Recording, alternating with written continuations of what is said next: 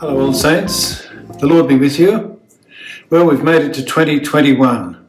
Although last year was quite a difficult year, this year looks like it's going to be even more challenging. But we've got lots of experience behind us, we've seen lots of things, we've managed to cope pretty well overall. We've certainly had the help of lots of experts and opinion makers and conspiracy theorists and bloggers. There's been a huge number of videos on YouTube and other places, books written to tell us how to cope and what to do and what it all means. Actually, as this message goes out, it will be around about the time of the Feast of the Epiphany. And Epiphany and some of the Christmas readings gives us a clue as to how to make sense of this very difficult circumstance. Back at Christmas, we had that famous reading from Isaiah 9. They talked about the people who walk in darkness have seen a great light.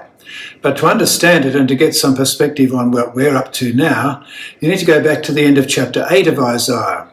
Because the people of Israel are in great trouble. They're getting advice from all sorts of people. Actually, the advice is, go and consult the mediums, the spiritists, the occult, the fortune tellers. See if they'll tell you something. And in our own day, of course, as I've said, there's lots of opinions. Lots of experts, lots of YouTube videos that tell you what to do, what it means, how to cope. But Isaiah's opinion was, you need to go to your God and see what God says, to the teaching, to the testimony. Should not a people consult their God?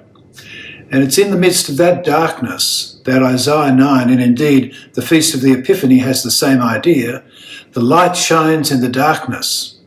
The light brings truth and meaning and tells you how to live and what it's about and how to cope. As we come to this time of the year, to begin a year, we have the scriptures. Last week, Andrew suggested a whole variety of ways to read the Bible. Reading the Bible is a really good thing to do because it's the scriptures that build us up. It's the scriptures that teach us about God. It's the scriptures that teach us who we are and how to live.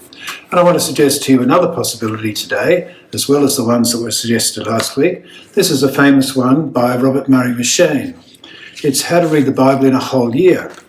You don't just start at the beginning and keep going. 4 chapters a day, and you start at the 4 great beginnings of the Bible. So you start at Genesis, Ezra, Matthew, and Acts. And each day you read a chapter from each of those sections as it takes you through. And one of the great advantages is you start to see connections through the whole of the Bible. But whether you read it that way or some other way, the crucial thing is, like Isaiah says, should not a people consult their God? And as we face challenges this year, as we find ourselves in dark places, confusing places, and we hear all around us different opinions, different understandings, different interpretations, back to the scriptures, back to the Bible. Read what God has said, listen to it, meditate on it, pray it in, talk it back to God, live by it, encourage one another in it.